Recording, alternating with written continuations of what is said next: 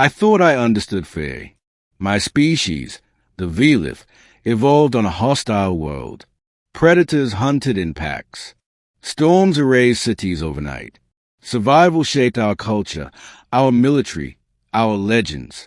We believed we were prepared for anything. Then we joined humans in war. The conflict was already raging when Earth answered the call. The Corthan Swarm, a relentless expansionist force, had consumed 12 star systems in less than a year. Their fleets were countless, their tactics brutally simple. Overwhelm, devour, move on. The Galactic Coalition was desperate. They welcomed humanity as reinforcements. That was their first mistake. Humans did not arrive like allies. They arrived like inevitability. Their fleet translations were silent. No victory broadcasts. No intimidation displays.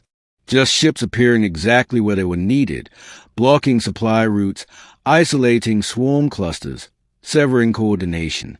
I was assigned as a Velith liaison aboard a human command carrier. My role was observational, translational, diplomatic. I expected tension. What I found was calm. Human officers spoke softly. They joked quietly. They drank stimulants that would have poisoned my species. And they planned. Not battles. Outcomes. When the first joint engagement began, our coalition fleets took standard formation. Defensive screens. Heavy artillery ready. Fighters deployed. The humans did none of that. They waited. The swarm surged forward, biological warships screaming through space. Coalition commanders panicked, shouting orders over each other. The human commander raised a hand. "Hold," she said.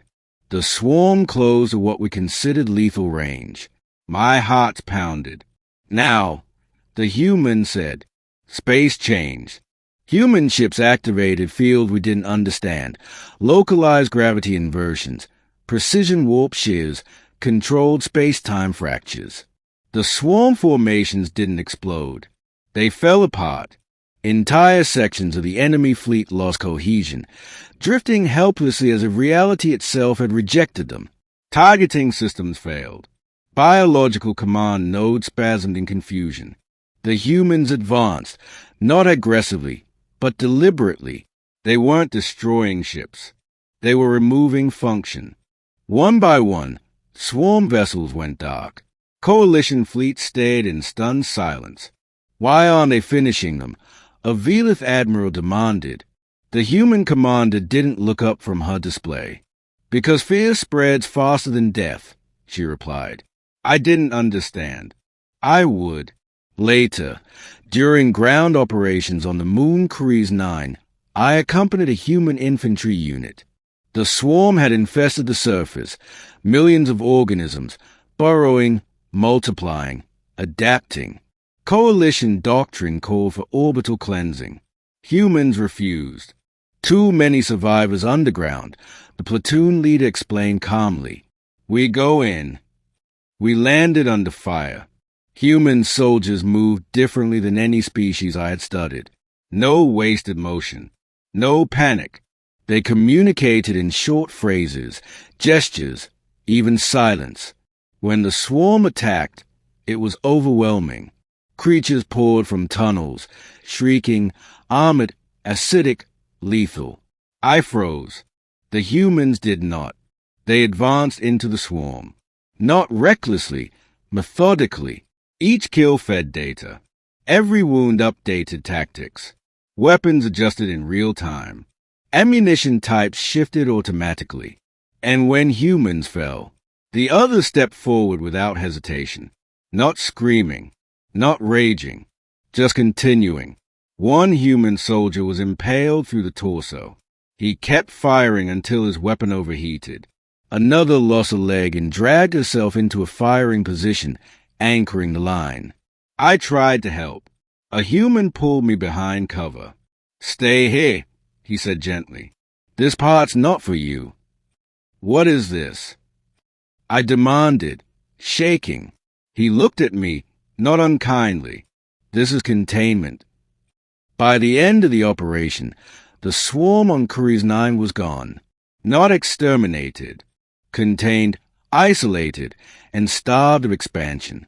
Human engineers collapsed tunnels with surgical precision, sealing nests, poisoning reproduction cycles, leaving nothing that could spread. When the coalition celebrated, humans did not. They reviewed casualty lists. They adjusted doctrine. They prepared for the next phase. That was when I realized the truth. Human terror was not in their violence. It was in their restraint. They could have annihilated the swarm. Instead, they chose to understand it, because understanding made future survival more certain. The final engagement came at the swarm's core system. Coalition leaders debated strategy for weeks. Humans gave them 1 hour. Then they acted. Human fleets bypassed the outer defenses entirely, slipping through microjumps calculated to milliseconds. They struck command nodes simultaneously across the system.